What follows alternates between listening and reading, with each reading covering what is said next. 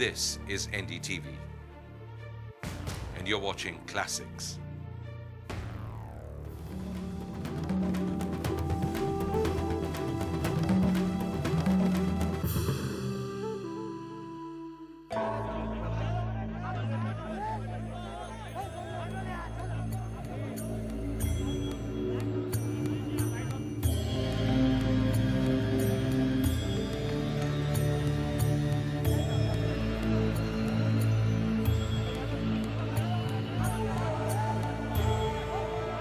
पिछले 14 साल में कुल मिलाकर 90 अपराध हमारे पास दर्ज हुए हैं।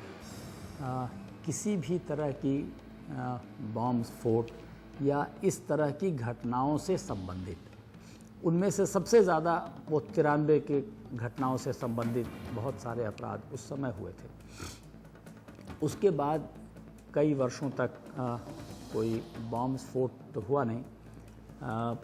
फिर कुछ छिटफुट घटनाएं हुई 98 और 99 वर्ष में छोटी मोटी, और फिर 2002-2003 के वर्ष में लगभग 8 महीने के दौरान कई घटनाएं हुई बॉम्ब स्फोट से संबंधित।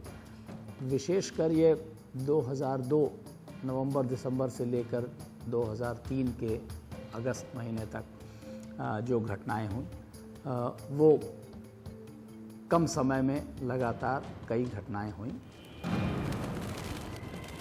मुंबई जैसे शहर का वैसे तो आतंकवाद से कोई वास्ता नहीं होना चाहिए। ना यहाँ पे राजनीतिक आंदोलन है कोई, ना विचारधारा की लड़ाई। लेकिन भारत की आर्थिक व्यावसायिक राजधानी होने के नाते ये शहर हमेशा आतंकवादियों की नज़र में रहा है, निशाने पे रहा है। जहाँ मैं हूँ यहाँ पिछले साल बम फटा, कई बेगुनाहों की जानें गईं। जितनी भी आतंकवादी घटनाएं हुई हैं इस शहर में, उनमें कट्टरपंथी इस्लामी तंजीमों का हाथ रहा है। क्या इससे आम मुसलमानों के जीवन में असर पड़ा है? इस हफ्ते हम इसको जांचने की कोशिश करेंगे।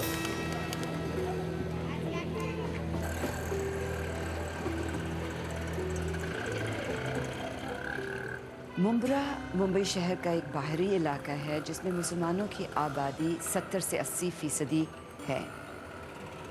मुंबई की पुलिस मानती है कि मुंब्रा आतंकवाद का गढ़ बन गया है।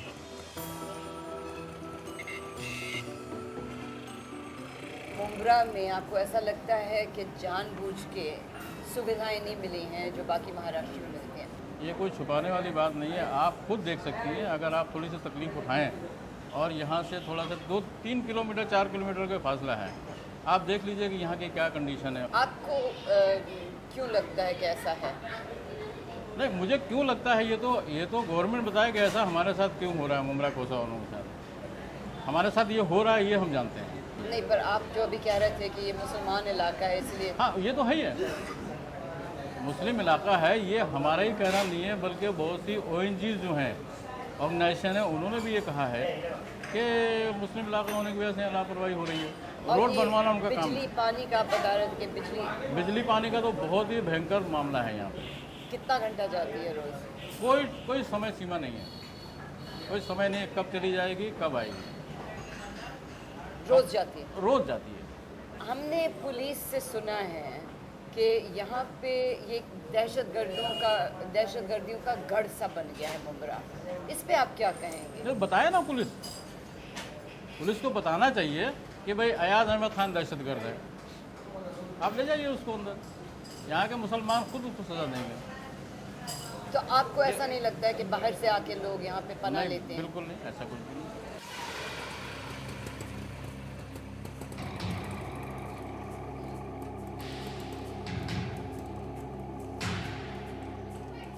पुलिस वाले कहते हैं कि मुंब्रा में आतंकवादी बहुत हो गए हैं, क्यों गढ़ सा हो गया है दहशतगर्दी। वो एक लड़की को मार के मुंब्रा को टेररिस्ट घोषित करने का कोशिश तो की थी। वो किस पुलिस ने की थी? गुजरात की पुलिस ने। मुंबई पुलिस ने किया होता तो मानते कि यहाँ पे टेररिस्ट रहते हैं। टेररिस्ट रहते हैं, उड़ा दो भी मुंब्रा। सब जानवर हैं ना यहाँ पे, टेररिस्ट हैं, सब उड़ा दो। यहाँ पे हिंदू भी रहते हैं, मुस्लिम भी रहते हैं, क्रिश्चियन भी रहते हैं, मिक्स आबादी है। बस बात यह है कि यहाँ पे क्रिश्चियन थोड़े से हैं, हिंदू थोड़ी से हैं। अब यहाँ पे जो इधर उधर से लोग आए हैं, बॉम्बे के मेन रेसिडेंट, जो मतलब इलिटेट टाइप के हैं, ए क्या रे ऐसा ऐसा बात करते हैं, तो उनको मिला के जो वो सबको एक ही लाठी से सबको हाँक रहे हैं, शेर बकरी को एक ही लाठी से हाँक रहे हैं, तो ऐसा तो नहीं होना चाहिए। पर ये जो दहशत गर्दों की बात करते हैं कि यहाँ पे उनको पनाह मिलती है, ये बात ठीक है कि वैसे ही शक की नज़र से देख रहे हैं आप लोगों को? दहशत गर्दों को पनाह मिलती है, दहशत गर्दों को पनाह कहाँ नहीं मिलती है। जहाँ पे जुल्म बढ़ेगा वहाँ दहशत गर्दी बढ़ेगी। कंट्रोल करे, गवर्नमेंट का काम है ये। पुलिस काहे के लिए, पुलिस क्या करती है?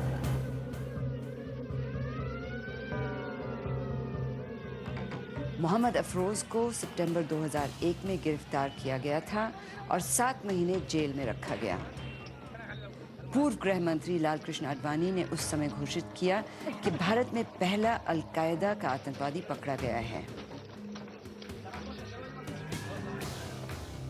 बताया गया था कि अफरोज़ सितंबर 11 की साजिश में शामिल थे और ब्रिटेन की संसद को उड़ाने की साजिश में भी। अफरोज़ कहते हैं कि ये इल्ज़ाम बेबुनियाद हैं और उनको फंसाया गया है सिर्फ इसलिए कि वो मुसलमान हैं। ये तो 6 दिसंबर को हमको मालूम पड़ा कि हम पर एक ऐसी ऑर्गेनाइजेशन, इससे पहले तो हमने कभी अलकायदा का नाम ही नहीं सुना था। अलकायदा कौन सी ऐसे अलकायदा की बात नहीं है, मैंने कोई इसी ऑर्गेनाइजेशन का नाम ही नहीं कभी सुना था। लेकिन 6 दिसंबर को हमको जब मालूम पड़ा कि ये हमारे पर इतना बड़ा एलिगेशन लगा रहे हैं कि हमें टेररिस्ट बता रहे हैं।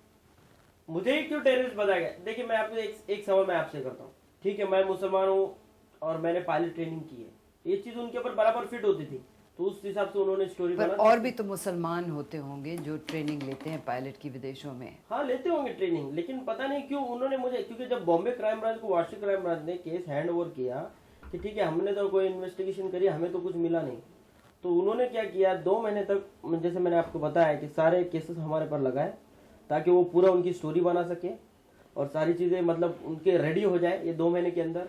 6 दिसंबर के बाद से 2 महीना आपको कोर्ट में पेश नहीं किया? 2 महीने उन्होंने कोर्ट में पेश किया, मगर इस केस में नहीं। मेरा ऐसा है कि आप इस केस से पहले मेरी कोई चौकी में एनसी भी नहीं थी। 11 सितंबर के बाद से हालत इतने खराब हो गया और वाशी पुलिस स्टेशन को आज भी मैं उनको देखता हुआ बड़ा गुस्सा आता, सीधी सी बात है, क्योंकि उनको तब पता था कि ये सारी चीज़ें मतलब उन्होंने इंक्वायरी किया, ठीक है, जो मैंने उनको बताया कि हाँ मैं ऑस्ट्रेलिया में था, इतने मैंने ट्रेनिंग की, तो यहाँ तक उन्होंने सारी चीज़ें वेरीफाई करने के बाद भी कहते नहीं इसका कुछ लिंक है। फिर भी उन्हें लास्ट में तंग अगर कमिश्नर ने खुद इंक्वायरी की तो कमिश्नर को कुछ नहीं मिला और कमिश्नर काफ़ी अच्छा था, तो उसने मुझे बॉम्बे क्राइम ब्रांच के हवाले कर दिया। तो मैं बॉम्बे क्राइम ब्रांच मुझे कई बार एनकाउंटर करने लेके गए लेकिन गोली मारे नहीं। आपको कैसे मालूम था कि एनकाउंटर करने लेके गए? क्योंकि वो खुद बोल के जाते थे आज रात को तुम्हारा एनकाउंटर करना है। खुद मुझे बोलते थे कि आज बस अभी बहुत थक गए हम, आज अफरोज का एनकाउंटर करना है। अब एनकाउंटर तो आज के ज़माने में तो बच्चे जानते हैं कि एनकाउंटर क्या चीज़ होती है। मैं लास्ट टाइम उनसे ये कहता हूँ कि साहब मेरा इस केस से मतलब इस चीज़ में कोई मेरा इन्वॉल्वमेंट नहीं है, आप फुकुट में मुझे फंसा रहे हो। लेकिन वो मानते ही नहीं थे, बस उनका वो टॉर्चर चालू हो जाता था। मेरे पिताजी को यहाँ घुमाते थे, आप जाइए वहाँ वकील मत कीजिए। 2 महीने तक हमने कोई वकील नहीं किया। आप जिस कॉलेज में पढ़ रहे थे, ये पायलट ट्रेनिंग जो कर रहे थे, उसमें क्या वो भी थे जो कहते हैं कि 19वां या 20वां हाईजैक कर वहाँ वहीं पे पढ़ते थे वो? नहीं, जिनको पकड़ा गया है? नहीं, ये सारी बातें झूठी है। पुलिस ने ऐसे बेबुनियाद बताया है कि वो लोग वहीं पढ़ते थे, कि पुलिस को तो केस बनाना था। देखिए एक चीज़ मेरे को बता रहा, मुझे सीबीआई ने भी इंक्वायरी किया है, ऐसे नहीं कि नहीं इंक्वायरी किया है। एक मिस्टर रॉय थे जो मेरे फादर से भी मिले थे, बराबर ना, मेरे फादर से भी मिले थे, वो मेरे पास जेल में मेरा इंट्रोगेट करने आया था। तो उन्होंने मेरे को पूछा, बोला कि अफरोज ऐसा है कि हम बॉम्बे पुलिस की बात ही नहीं सुनते, क्योंकि बॉम्बे पुलिस केस बनाने का माहिर होती है। हम बॉम्बे पुलिस की बात ही नहीं सुनते, हम सिर्फ तुमसे सच्चाई जानना चाहते हैं। तो मैंने उस वक्त सारे फैक्ट्स उनको बता दिए कि सर ये ऐसा ऐसा था। मैंने पुलिस को पहले भी ऐसे बताया था, लेकिन पुलिस कहती कि तो झूठा है, उन्होंने मुझे मारना शुरू किया। अफरोज साहब, आप जब बॉम्बे वापस आए हैं, किस वजह से आए थे और कहाँ पे आपको पकड़ा गया था? मेरे बॉम्बे आने की एक ही वजह थी कि मेरी फैमिली जो थी, जैसे मेरे अंकल हैं लंदन में, मेरी ग्रैंड मॉम है, सारे लोग हैं, तो मेरी शादी वहीं पे कराना चाहते थे और मुझे वहाँ पे शादी नहीं करनी थी। तो इस वजह से मैं वहाँ से बगैर किसी बोले वापस आया मैं। तो इसका मतलब ये नहीं कि हम बगैर किसी बोले तो हम टेररिस्ट हो गए या हम ये हो गए कि हम तुमने ये जुर्म किया, तुम बगैर बोले किसको क्यों नहीं आए। ठीक है, मेरी फैमिली से मैं मिला, मेरी फैमिली ने मुझे बहुत गालियाँ दी, मेरे फादर ने मुझे मारा भी कि बगैर बोले तू क्यों आ गया। और आया भी तो हमें क्यों बताया क्यों नहीं? ठीक है, बोले एक काम करो, क्योंकि देखो ऐसा है कि हमारा जो एरिया है जहाँ से मैं पायलट ट्रेनिंग करने गया था फर्स्ट टाइम, वो एक स्लम एरिया है, चीता कैंप जिसको कहते हैं, वो एक स्लम एरिया है। तो वहाँ पे क्या है, बड़े भाई मेरे फादर की रेपुटेशन बहुत अच्छी है। आज भी आप कहीं भी उनका नाम जाके पूछोगे तो कोई भी मतलब ऐसा बुरा नहीं कहेगा। तो मेरे फादर चाहते थे कि मतलब हमारी रेपुटेशन ख़राब ना हो, अभी हम तुम्हें चीता कैंप लेके जाएंगे तो हमारी रेपुटेशन ख़राब होगी, तो इससे अच्छा है कि एक नाइट हम आपको यहाँ पे होटल में रुकाते हैं, दूसरे दिन तुम्हारी लंदन टिकट करा के, मेरे अंकल से उन्होंने बात कर ली थी फ़ोन पे, दूसरे दिन आपकी टिकट करा के आपको वापस भेज देंगे। तो आपको वहाँ पे ट्रेनिंग करना है तो कीजिए, नहीं तो वहीं सेटिंग हो जाइए। ये इनका राय था। लेकिन क्या था, सुबह में जैसे रात को उन्होंने मुझे तो कौन से होटल में ठहरे थे ये आप? होटल अबाउट वाशी के अंदर सेक्टर 9 में है, जहाँ से ये स्टोरी शुरू होती है। जैसे तो रात सुबह में क्या था, पुलिस की रूटीन चेकअप थी कि उनको खबर थी कि कोई रॉबर है जो होटल अबाउट में छुपा हुआ है। तो उनकी रूटीन चेकअप में वो मेरे भी रूम में आ गए, जैसे रूटीन चेकअप नॉर्मली सभी लोग उसमें करते हैं। तो पूछा मुझे आप क्या करते हैं, आप कहाँ रहते हैं? मैंने कहा मैं चीता कैंप में रहता हूँ, मैं पायलट ट्रेनिंग करता हूँ और मुझे वापस लंदन जाना है ट्रेनिंग के लिए।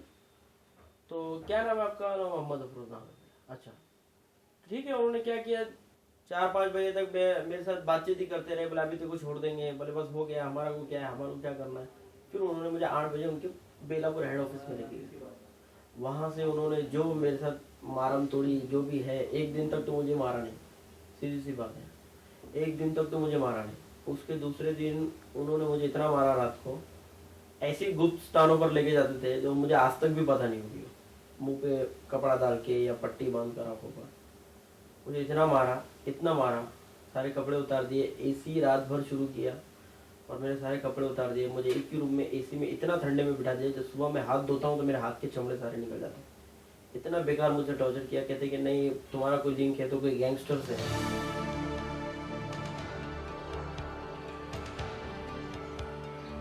अफरोज़ अपने पे लगाए गए इल्ज़ाम झूठा मानते हैं, लेकिन ये भी मानते हैं कि इस्लाम ख़तरे में है और अल-कायदा को एक आतंकवादी संगठन कहने से कतराते हैं। इंटरव्यू के दौरान उनके एक दोस्त ने हमारे सवालों को मुस्लिम विरोधी बताया। अगर बाकी दुनिया में जितने भी दहशतगर्द हैं वो फ़िलहाल मुस्लिम हैं, तो यहाँ पे भी वो शक की नज़र से पुलिस देखेगी कि नहीं मुसलमानों को? हाँ ठीक, देखो ऐसा है कि पुलिस आज टारगेट बनाती किसी को है? मुसलमानों को। ठीक है, वो वहां पे कर रहे हैं, भुगतना हमको पड़ रहा है, वो कर रहे हैं वहां पे। आप कह रहे हो कि उन्होंने 11 सितंबर को भुगतना हमें पड़ रहा है, हम तो एक आम नागरिक है। लश्कर तैयबा है, हिज़्बुल मुजाहिदीन है, ये आपकी नज़र में दहशतगर्दी तंजीमें हैं कि आज़ादी की लड़ाई लड़ रही हैं? ये उल्फा है, अक्सर नक्सलाइट, ये सब क्या, उसके बारे में पूछना चाहिए ना आपको। खाली तुम आपकी बातों से लगता है तुम एंटी मुस्लिम हो, बात सिर्फ मुसलमानों के खिलाफ ही कर रहे हो। मुसलमानों के खिलाफ ही बात कर रहे हो। उल्फा क्या करे उन्होंने, उनके बारे में आज तक हमने हाईलाइट किया कुछ मीडिया पे?